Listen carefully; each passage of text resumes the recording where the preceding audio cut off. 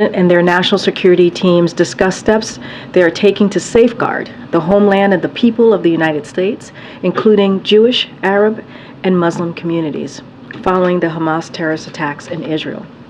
We are in touch with faith leaders and communities across the country to provide support, listen to their concerns, and offer the full resources of the federal government during what is a very difficult time for many people in the Jewish community, but also for people of all faiths. As you all have seen, the President continues to be highly engaged on this subject. Between the briefing today and his meeting yesterday with Jewish community leaders, he and the entire Biden-Harris administration are committed to doing all we can to protect against anti-Semitism and other forms of hate in the aftermath of this weekend's horrific terrorist attacks. And to discuss these events and answer any of your questions, Admiral John Kirby is here from the National Security Council. Admiral. Good afternoon, everybody. Just a couple small things here at the top. I'll start with the saddest of news. We can now update the number of Americans that we know have been killed to 27, and the number of unaccounted for stands today at 14.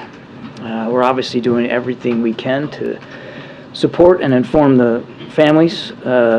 Now, sadly, 5 more families have now gotten the worst possible news that any family can conceive of getting.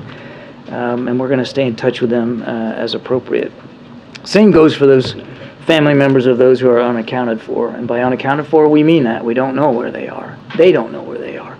So we're going to obviously stay in touch with them as well. And certainly we're continuing to work with Israeli officials to make sure that we're getting as much context and information as possible that we will share with them. Also, as you, I think, realize, we are all acutely aware of limited availability right now on commercial flights out of Israel and the demand signal by U.S. citizens who may want to depart.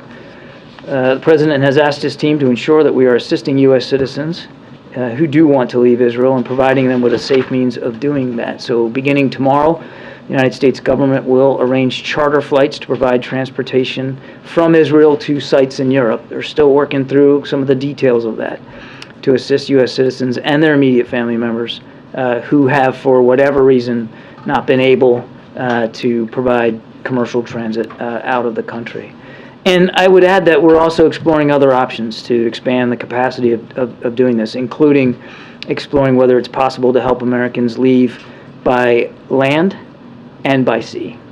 So again, we're working hard on this. We know there's a demand signal out there, and we're going to try the best we can to meet it. I would encourage any American citizen in the need of assistance to please complete the intake form that you can find on travel.state.gov. It's very simple. Go right to that site. There is an intake form. Fill it out. It helps the State Department process these requests. It also helps us get a sense of what the scope of the need is. And I would refer you to state on that. I'm sure you guys are going to ask me that.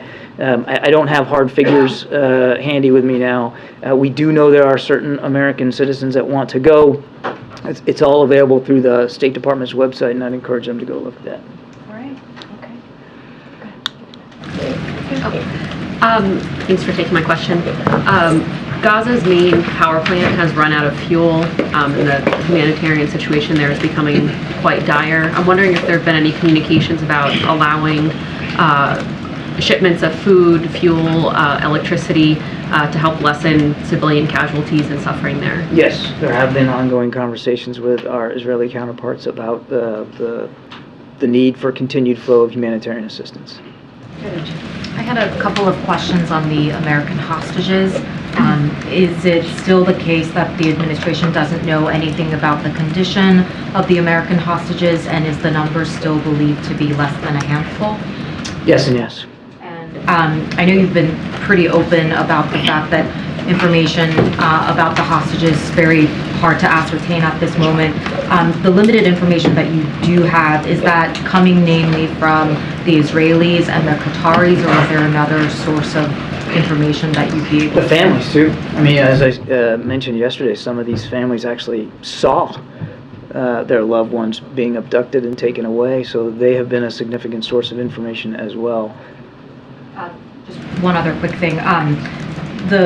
The assumption that the hostages may not necessarily be in one place, was there specific intelligence to point the administration to not make that assumption, or is that based on something else? I won't speak about specific intelligence matters, but it is a common tactic in the Hamas playbook to break up hostages and move them around in sometimes small groups. So we have nothing that would indicate to us that they would follow a different set of protocols, but I can't stand here before you and prove to you that that is exactly what's happening.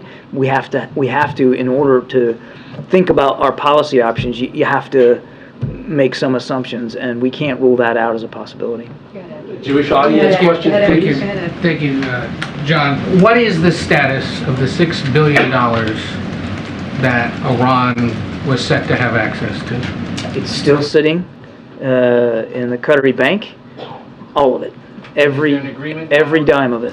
Is there an agreement now to, in essence, withhold it from Iran should they come asking for it? None of that money has been spent, and I have no updates to provide today. Was a decision to reach a quiet understanding with Qatar about whether or not it would be accessed by Iran made because of the attack or political pressure in recent days? I'm not going to talk about diplomatic conversations one way or another, Ed. What I can tell you is that every single dime of that money is still sitting in the Qatari bank. Not one dime of it has been spent.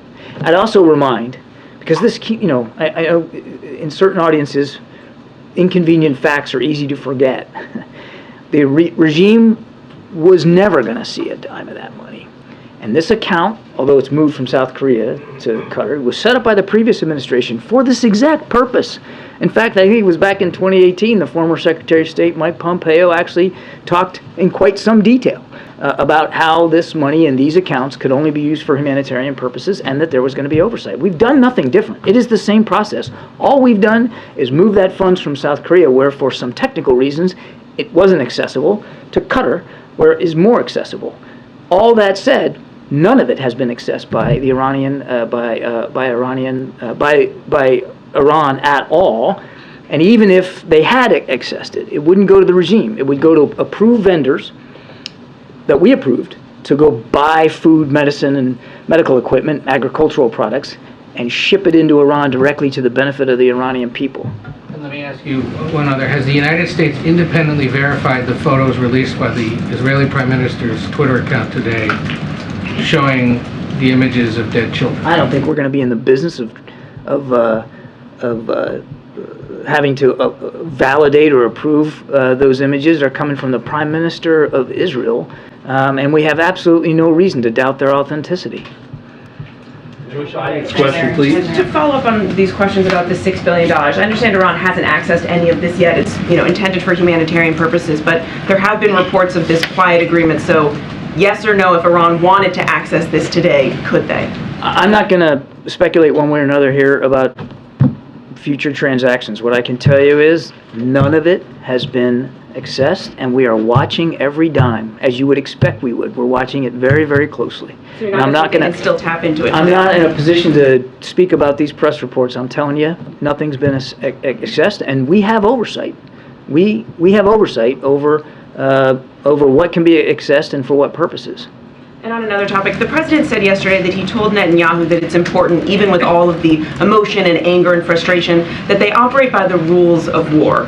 Why does the president feel the need to underscore this point?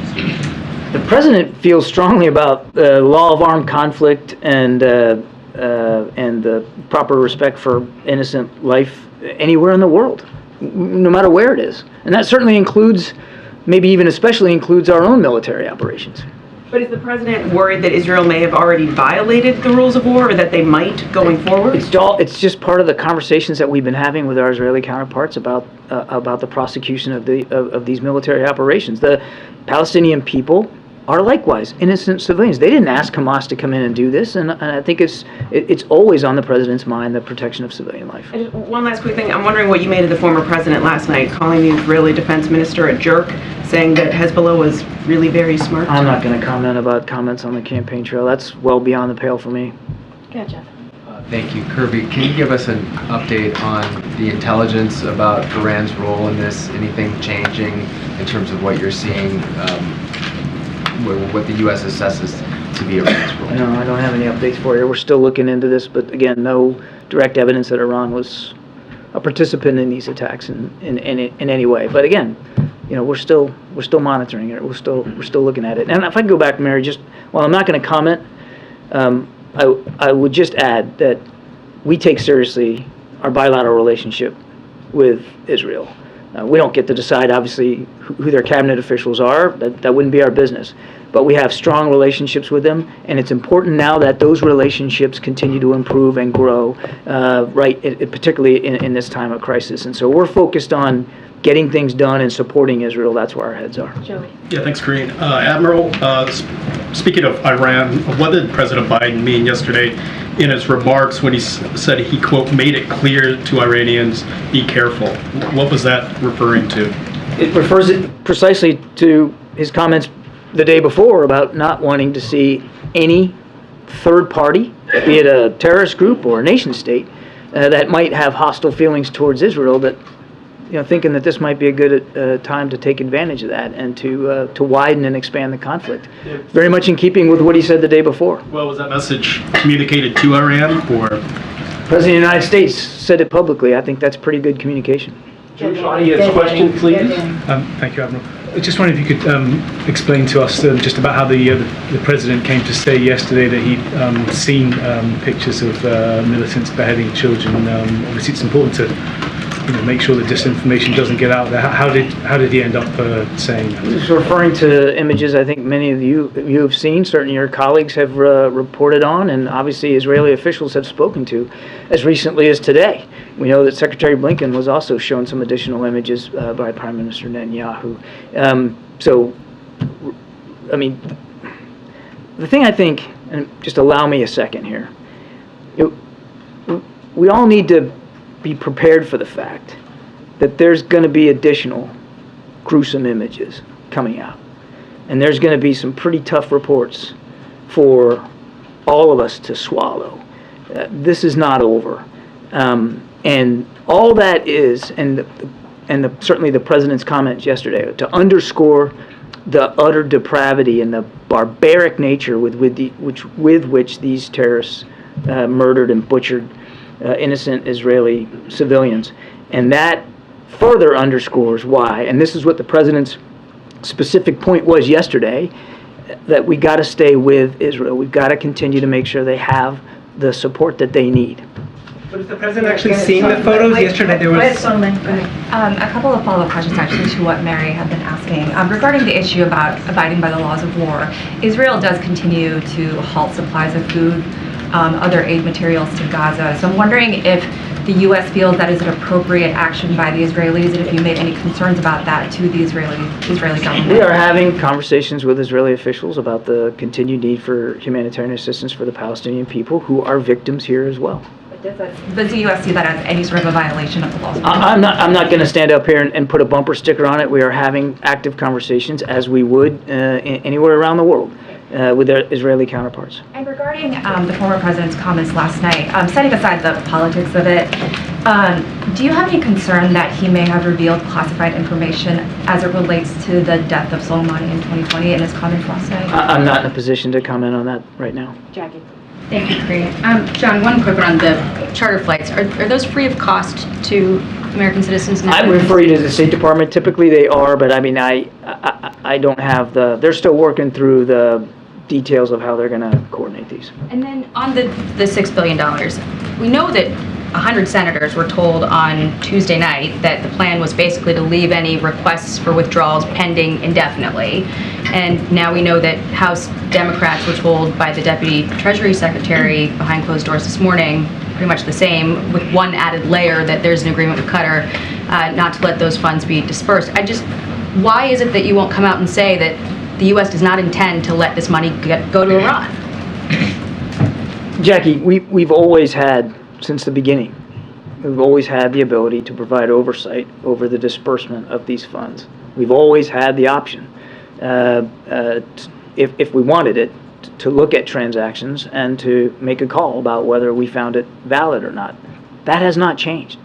And even now, as you and I are speaking, none of that money has been accessed by anybody. It's still all there.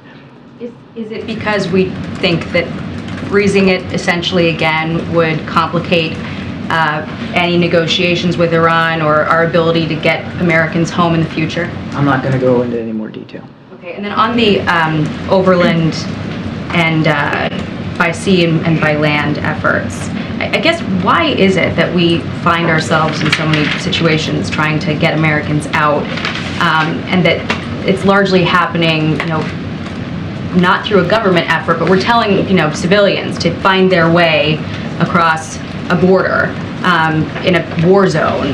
Happened in Ukraine. Why is it that we found ourselves in that position so many times, it seems? In what position exactly? Where we're directing American citizens to basically find their own way to U.S. help on the other side, whereas you've got other countries that are sending their military in or doing evacuations in a more formal way. Well, first of all, Americans and dual passport holders live all over the world, and sometimes they choose to live in places where bad things happen.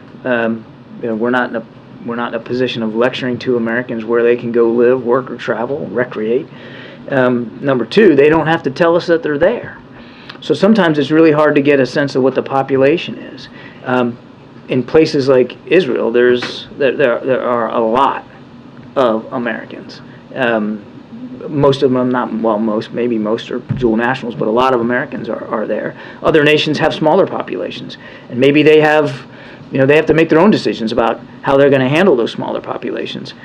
We also have to be respectful of the needs and the desires of Americans who live there. We know that some want to leave. We also know that a lot of them want to stay. It's home. They don't want to go. And we have to respect that as well. So we tailor the approach based on what's going on and what's going on geographically inside a country, because some parts of countries that are in distress are safer than others, and people are less likely to want to go. You have to take all that into consideration. And the other thing I'd say to your question is, as this situation evolves, you should expect that so too will our approach evolve. And if there's a need to do more or to do it differently, well, by goodness, we'll do that. But right now, in the early hours, there was still ample commercial flights going out of Ben Gurion, and certainly there were some viable land routes. We kept, and part of the reason why we're doing this is because we have such good communication with Americans, and we're having these conversations, and we realized that as the situation has evolved, more and more Americans were expressing a desire to leave, and because not all carriers are working out of Ben Gurion, this made sense as the next best move. If we have to adjust it, we absolutely will. On the day of jihad, are we doing anything to fortify, I guess, the U.S. against any potential activity against Americans domestically or abroad, given the calls for a day of jihad and your statement yesterday that now is not the time to go back and look at any intelligence gaps? Is it the time, being that tomorrow is supposed to be this day of jihad? What I meant by yesterday was we're focused on making sure that our intelligence sharing with the Israelis is as sharp and as good as possible for the operations that they are in. I saw some reporting that made it sound like I blew it off. That is not the case. We understand that there will be a need to go back and look at what was missed, by whom, and when. Of course we're going to do that. But we've got to stay focused on the task at hand right now. And as for your second question, absolutely, we are constantly in touch with local law enforcement, state and federal officials across the country to make sure that we are as vigilant as we can be to be able to identify and disrupt any threats to the American people. We're absolutely going to stay focused on that. John, is the concern about publicly addressing the $6 million as now being frozen a concern that it would suggest culpability on the part of Iran on these specific events? And is that too volatile a statement for the U.S. government to make publicly, since clearly it's being communicated privately to lawmakers and others? Again, I don't have anything more to add on this, Kelly. All I can tell you is we haven't seen any specific evidence that Iran was involved specifically with these attacks, but as we've said, broadly, yes, they're certainly complicit. We're not walking away from the fact that Iran has supported Hamas and other terrorist networks. So this is not about being unwilling to speak to culpability. We've already spoken to the culpability and complicity of Iran with respect to support to terrorist groups. I'm just not able to go into more detail than that. I would tell you that, again, I'm reminded, I know I sound like a broken record, but not a dime has been accessed, and we are watching it very, very closely. When the president spoke about the hostage situation in yesterday's event with Jewish community leaders and the fate of Americans broadly, and that he didn't want to say too much publicly for obvious reasons, could you just speak to what his view is about an American military role in another country when Americans' lives are at stake? How would he view the calculus there? Is it deferring to the Israeli, the IDF? Is it working in partnership? How would he describe, as Commander-in-Chief, what his priorities are with that kind of potential? As Commander-in-Chief, his first priority is always the safety and security of of Americans that are overseas, as well as our own national security interests. And we have national security interests throughout the region. Moving the carrier strike group to the Eastern Med is part and parcel of that concern he has of our broader national security interests here. Now, the Israelis have made it very clear that they don't want foreign troops on their soil, that they want to prosecute these operations on their own, and they have every right to want to do that. Now, we have some experts that were already in country providing advice and counsel on like hostage recovery. We obviously have a terrific information and intelligence sharing relationship with Israel. We're working to improve that, and certainly we have a strong defense relationship when it comes to providing weapons and munitions, and we're doing that. And so no, there are no intentions, no plans to put American troops on the ground in combat. He hasn't been given any updated And there is no interest by the Israelis. or options to that effect since Saturday? There are no plans or intentions to do that, so there are no active planning efforts underway to do that. And the Israelis have made it clear that they would not welcome that in any event. What we're going to do is make sure that, and this is a very capable, small, but very capable military, and we're going to do everything we can to improve those capabilities. Thanks a lot. Thanks a lot, Karine. Go ahead. You guys fight it out. Kirby, is the U.S. contemplating the creation of a humanitarian parole program like the one for Ukrainians, for people of Israel or people on the ground? I'm not aware of any such plans. And I have another question. Is the U.S. willing to withhold the military aid to Israel until they create a humanitarian corridor? We are providing them military aid as we speak. So no, there's no plans of holding back military assistance. We wouldn't do that. The president has been talking now for 3 days about how we're going to keep giving them the capabilities that they need. That doesn't mean we aren't going to have conversations with them, as I've answered now 3 or 4 times, about humanitarian assistance and the importance of that getting into the people of Gaza. Do you see the creation of this corridor as an advantage for Israel? As a what? As a strategic advantage for Israel creating the corridor? It's the right thing to do for humanitarian assistance. It's the right thing to do for innocent victims who are actually being held hostage, literally as well, by Hamas. Go ahead, Brian. Thanks, John. The oil sales coming out of Iran have increased over the last year. Is the U.S. looking at what it can do with the existing oil sanctions to decrease the amount of barrels coming out of Iran? Without getting into specifics, I can tell you that we are constantly reviewing our regime sanctions against Iran, and we will continue to do that. Should we expect some announcement or That's as far as I'm going to go today. Of those sanctions? That's as far as I'm going to go today. Yeah, Jay. Thank you, Karine, and thank you, John. I'm here. Okay, I know, I see you. I have 2 questions for you. And first question regarding arms trade between Hamas and North Korea. Hamas used the North Korean rockets to attack Israel. Can you tell us about the current situation where North Korea is providing weapons to Hamas? And second question, how will the Middle East crisis affect United States security strategy on the Korean Peninsula? I can't confirm the reports about the rockets. I'm happy to take that question and see if we have more information on it. I just don't have that today. And as for how what's going on in the Middle East is going to affect our view of the security environment on the peninsula, or quite frankly anywhere else in the world, we're a big enough, strong enough nation. And we've got global responsibilities to look after our national security interests anywhere and everywhere. We're still also supporting Ukraine in their fight against Russia. We're still doing an amazing amount of work in the Indo-Pacific to shore up our alliances and our partnerships and to try to increase stability, security, and prosperity throughout the region. So we're not worried about our ability to do all those things. Good, Ted. Yeah, thank you. On the $6 billion, I'm trying to figure out if you're saying that policy hasn't actually changed in any way, or just that you aren't willing to talk about changes that may have happened in the last 24 hours. It's the last one. All right. And lovely. Thank you for clarifying. The other question is, on Morning Edition today, we had someone on who is an American citizen living in Gaza. Is the United States doing anything to help American citizens who are trapped in Gaza who may want to get back to the U.S.?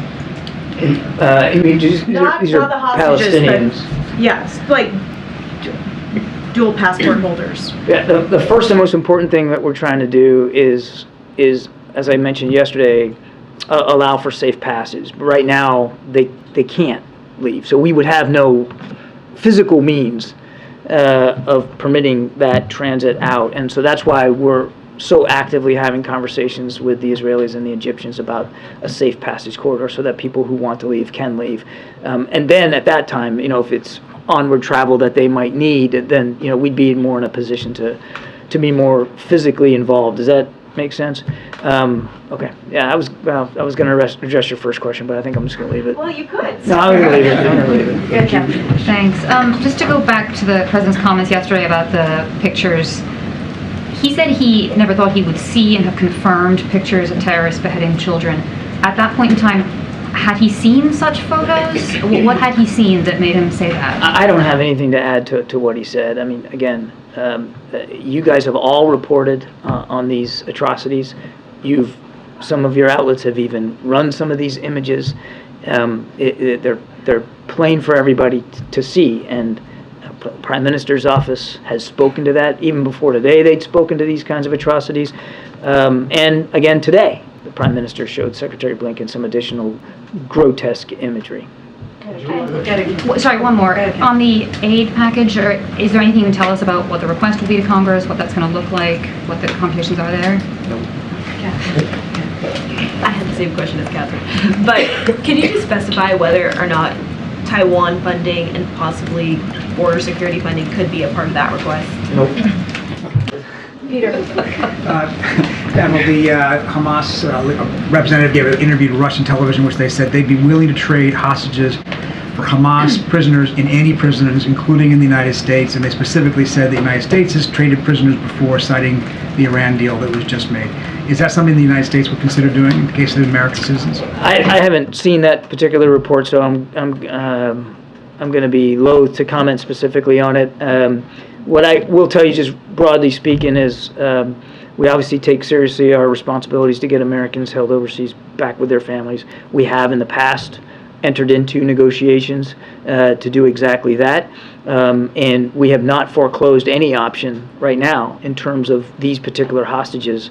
Obviously, if their return to their families can be arrived at in a peaceful way without additional risk to their lives, that is certainly something we would take very, very seriously. Possible release of people that we might be having in our prisons? Again, I won't get ahead of where we are. Even, Peter, even if I had more knowledge about this offer than I do today, my answer to you would be the same.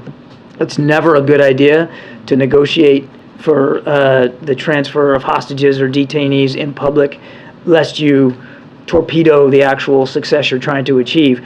But I don't have a lot more granularity or context on this. All I can tell you is, as Jake said himself better than I can, we'll do everything that we can, everything possible that we can to get these Americans back home. I would remind Peter, we still don't have a lot of information about exactly how many, where they are, not even all who they are.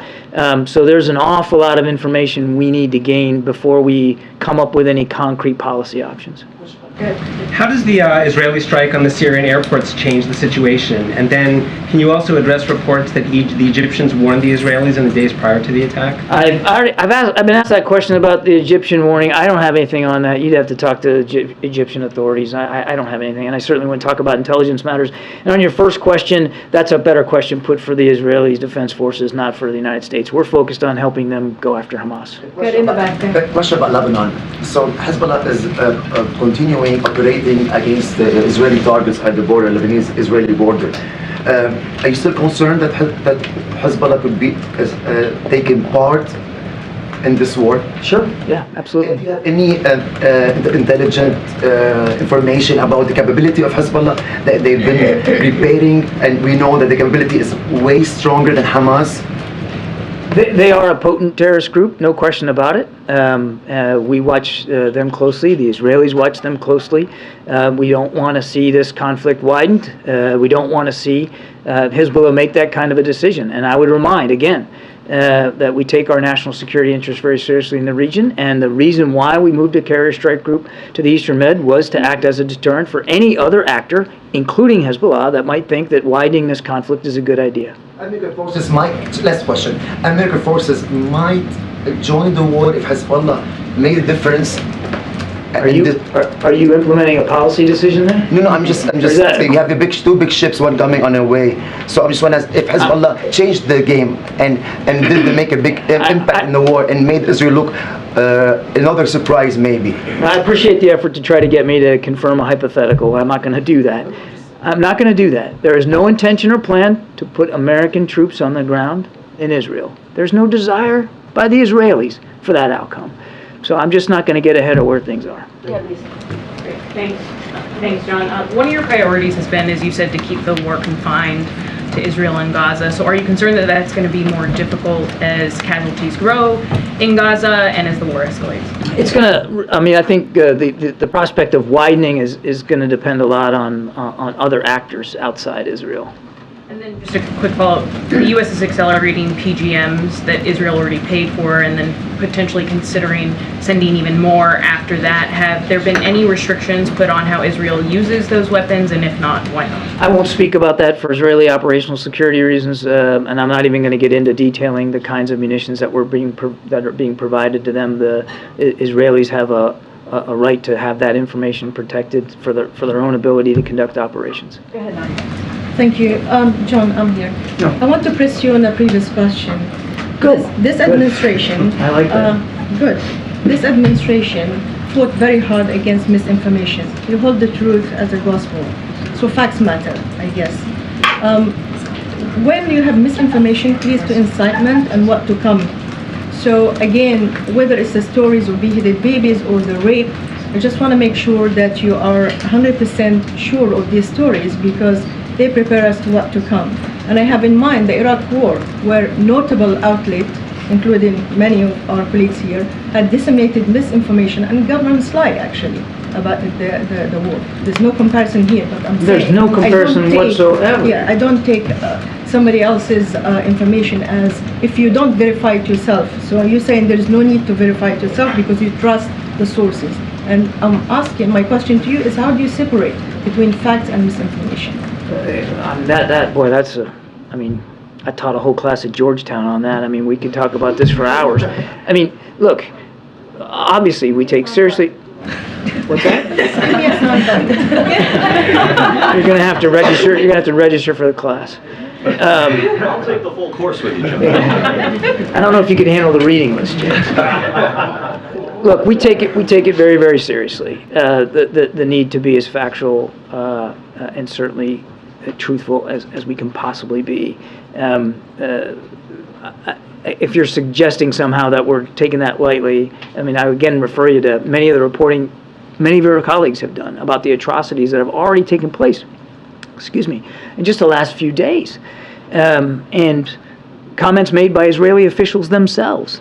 It's obvious, sadly, but it's obvious what Hamas has proven willing to do to innocent Israeli citizens. We're not gonna shy away from talking about the grotesque nature here of what these terrorists have done. But I also think it's important that we all, and I don't mean this in a chastising way, but we all have to keep the larger picture in mind here of what's going on and how important it is for Israel to be able to eliminate this very real, very tangible, very demonstrable threat to the lives of their own citizens. One more question, just quickly. If you manage or succeed to open the border crossing with Egypt to Rafah, can you guarantee that Palestinians from Gaza who are exiting will go back? Because there is a fear. Will go back? Yes, to go back to Gaza after the war ends. Because there's a fear that when people leave, as history told us, since you're referring to Georgetown, they don't come back. So they don't come back. There's people worried about an ethnic cleansing, that when people leave, they don't come back. I know, I understand that. Our focus right now is making sure that, and not all of them are going to want to leave, but those who do, who really want to get out, that they have the ability to get out. That's the real first priority. And you know, if there's a concern about getting back in at the appropriate time, we'll certainly deal with that as a policy issue going forward. I mean, the bottom line here is that we know that Gaza is home for these people, and if they want to go back home, they should absolutely be allowed to go back home, but they should be able to make those decisions, just like citizens anywhere should be able to make those kinds of decisions. Naomi. Thank you. Today, Senator Bob Menendez was accused of being a foreign agent. Is the White House considering or will consider putting a national security assessment on the situation? I have nothing to update or comment on that. Yeah. Thanks, Karine. Hi, John. Is the White House concerned or have any response to the court order in Kenya that temporarily blocked deployment of security officers on the multinational mission to Haiti? And if this legal challenge is successful, is that concerning? Does that change the U.S.'s pledge in this mission? I'm going to have to take that question, sir. I wasn't tracking that. I don't want to speculate. Thank you. Karine. Thanks, Karine. Thank you, John. So a follow-up question on social media and misinformation. Social media platform X says it has removed hundreds of Hamas-affiliated accounts and has taken down thousands of posts since Hamas attack on Israel. Does the administration think that enough is being done about potential misinformation surrounding this war, and how concerned is the administration about this? We've seen the reports that X has taken down quite a bit of misinformation. I mean, we certainly support those decisions. That kind of information has no business being out there. Certainly, when you know it's absolutely know it's false. So we're grateful and support that. That was obviously a corporate decision that they made, and again, we think it was done in the right vein. And a follow-up question on sending U.S. troops. So you said there's no intention and no plan to do so, but has it been ruled out? Is that still an option pending? There is no intention, no plan, and frankly, no desire by the Israelis for U.S. combat troops to be involved in this conflict. James, last question. Okay, thank you very much, Karine, and thank you, Admiral. 2 questions on the Mideast crisis. 27 Americans killed is a very large number. That is larger than the number of Americans who were killed by terrorists during our withdrawal from Afghanistan, larger than the number of Americans killed at the USS Cole, larger than the number of Americans killed at Benghazi or beheaded by ISIS. And I believe it's accurate to say that after all of those events, direct U.S. military action was ordered by the Commander-in-Chief. 27 Americans killed. Why is it the posture of the Biden administration to just let Israel handle this job, in essence, instead of U.S. forces going in and getting the guys that killed our people? James, we will do, as Jake said, everything we can to get those American hostages home with their families. We recognize that they are not the only people being held hostage. Other nationalities are included in that group. We don't have enough information right now to make a policy decision about how to do it. So I can appreciate the sense of urgency in your question. Believe me, we share it. But we aren't going to act one way or another until we have enough information to act upon. And then on the hostages issue, you have suggested that it's a very small number of hostages, American hostages, being held in Gaza, less than a handful. Treat yourself. And I assume that assessment is still operative. Has there been any discussion amongst President Biden and his aides about how to avoid the fate of Jimmy Carter in this situation, where we actually saw the President of the United States and his administration become, in effect, hostages themselves to a foreign terrorist organization? With all the respect that President Biden has for President Carter, I can assure you that he is not focusing on history here, even domestic history. He's focusing on what's going on now and making sure that we are doing everything we can to support Israel and look after our national security interests in this moment, because this is not 1979, it's 2023. And Hamas is an organization that has existed for many years with the support of Iran. We've got enough challenges just dealing with this that we're focused on that and that alone. Thanks, everybody. Thank you. Thank you. Appreciate it. All right. Thanks, everybody. Well, not thanks, everybody. Thanks, Admiral. All right. Go ahead, Sonia. What else do you have? Is the president okay with having a lawmaker who's accused of conspiring to act as an agent of a foreign government remain as a member of Congress? The Admiral was just asked this question. I just don't have anything to say beyond what he shared. This is referring to Bob Menendez's proceeding. No, I know. And he was literally just asked this question. I'm just not going to say any more to what he just added. Yeah. Karine, does the president feel supported by the Democratic Party writ large, by lawmakers, by his party for his actions now with regard to Israel? Look, the president is, very much to what the Admiral just said about the moment that we're in, about what we're seeing. This terrible event that happened this past weekend in Israel, is that who is an ally, who's a friend, is what we saw this terrorist organization do, Hamas, which is kill hundreds of lives, take hundreds of lives, murder people, and we believe, this president believe, it is the right thing to do to continue to assist the people of Israel as they're dealing with this devastating, horrific time.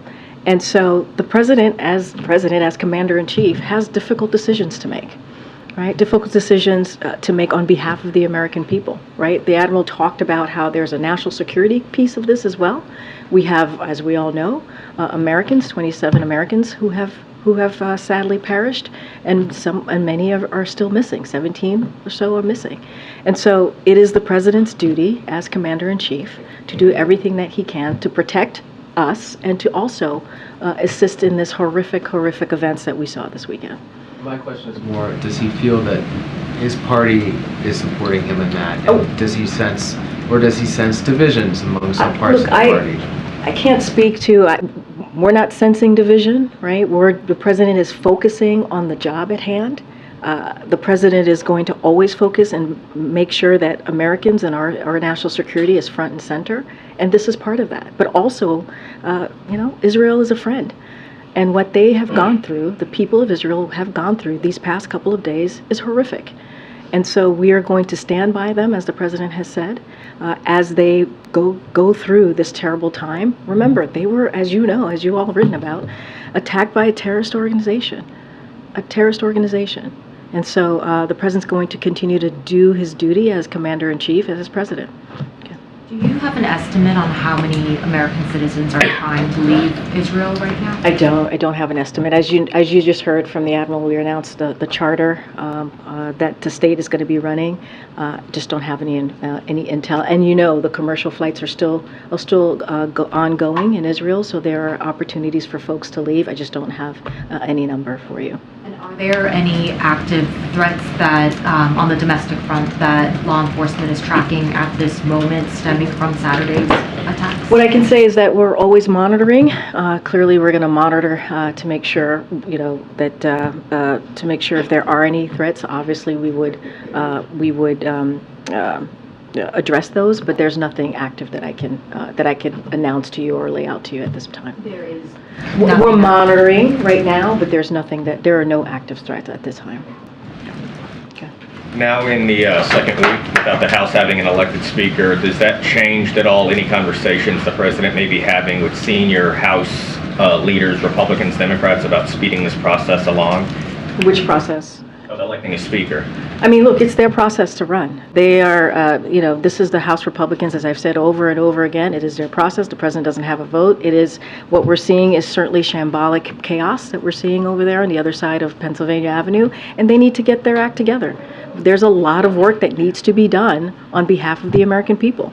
We've said this over and over again. They need to figure this out. How are they going to select their speaker? That's up to them.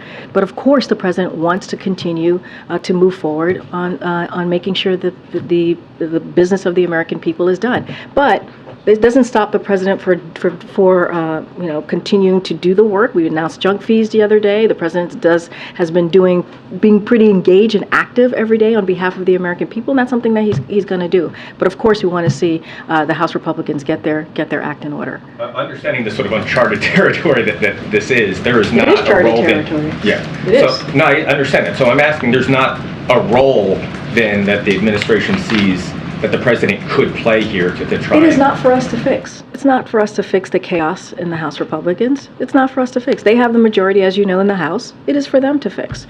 We've never seen a conference behave this way or be this chaotic. It is important for Republicans who have the majority to figure this out. And get there and get they created the situation and they have to figure it out and elect their speaker so we can move on. Karine, will you take our Jewish audience? So we're talking about CPI inflation. The CPI inflation report came out today. It was hotter than expected, 3.7% year over year, unchanged from the prior month. You talk about all the spending last year to lower costs. The last couple of months, how is that lowering costs? So, look, what we believe is that Bidenomics is an action, right? You're talking about lowering costs, right? And that's something that the president is certainly continuing to do. Inflation is falling while employment remains strong. As you speak to CPI, inflation has fallen 60%. Since last summer, and the core inflation, as you're speaking to this data, fell to its lowest level in 2 years, and so that matters. Let's not forget about wages are higher than they were last year, accounting for inflation. Prices fell for core goods like cars and furniture for the fourth month in a row. All of those pieces are in the data, the CPI that came out today, and that matters. But people still hear Bidenomics and they see rent is up 7.4% year over year. Car repairs, car insurance is up almost 19%. So costs are not coming down for all Americans. So here's the thing. As we know that when it comes to housing, people are still dealing with a lot, right? We understand how that economic hardship as it relates to housing specifically. That's why the president put forth a plan to deal with, on the federal level, how to help people lower costs with housing. So that is important as well. But when you think about wages are indeed up, which matters over the last year, accounting for inflation, even more for blue-collar workers and those not in management. So that matters, as I mentioned moments ago. So look, the president's going to continue to grow the economy. We talk about Bidenomics. We see the economy growing. We see unemployment at under 4%. We see jobs created under this administration as more than 13 million jobs, more than 14 million jobs at this point. And that's what we're going to focus on. When it comes to Republicans, they want to slash taxes for the wealthy. That's what they want to do. That's what they're putting forward. Cut Social Security, cut Medicare, cut Medicaid. They already started talking about that again recently. So the president's going to focus on what is needed for the American people to continue to give them that little bit of breathing room, and that's what the president's going to focus on. Let's not forget yesterday. Is it still appropriate for the president to go to Philadelphia tomorrow, given all the Americans trying to get out of Israel and the imminent ground war there? Well, look, the president has to do multiple things at once. The president's going to go to Philly. He's going to continue to talk about Bidenomics. He's going to continue to talk about what he's doing to bring back manufacturing, to create good-paying jobs. That's what you're going to hear from Americans. That's something that Americans also want to hear from. The president has been engaged in the situation that we're currently seeing, the horrific situation that we're seeing in Israel. That's what he's going to continue to do. He was engaged today. He's been engaged for the last every day since the attacks, and we're going to do everything that we can. We just announced, right? State just announced the charter flights, right? So that's something that is going to help get Americans out of Israel. And also commercial flights are still ongoing. I want to make that very clear. But the president is going to make Americans a priority. He has to do multiple things at once. That's what you're going to see the president do. Go ahead. I just want to go back to the Chairman Menendez thing, Yeah. because in another realm, this would be a bigger effing deal. A successor to the president as chairman of the Senate Foreign Relations Committee is being Well, accused. he's no longer chairman. No, but the president was once chairman. Oh, I see what you're saying. Yes, I see. yes. You're making that connection. Yes, the Got it. successor to the Successor. then No, I got it. senator, I got it. has been accused of being a foreign agent for Egypt, which, not for nothing, is involved in this situation right now, for that matter. Has the president been brought up to speed on this? If he has no comment today, can we seek comment on whether he has any concerns that someone with that kind of a position may have been accused of this, and whether he should be running for re-election? So we have always said it is a serious matter, right? We've always said that, and we'll continue to treat that as a serious matter. I just don't have anything else to share beyond any statements from the president. I just don't have anything outside of that. But of course, we see this as a serious matter. Okay, Kelly.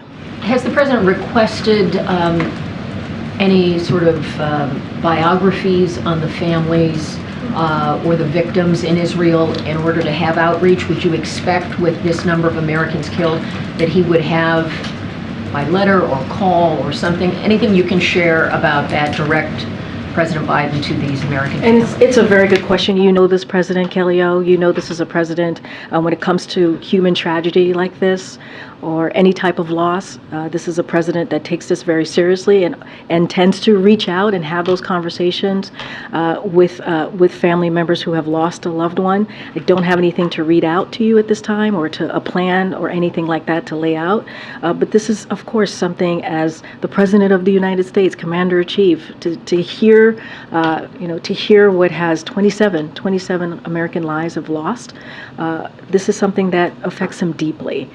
If and when we do outreach and have any conversation with the families who have lost their loved ones, we certainly would share that.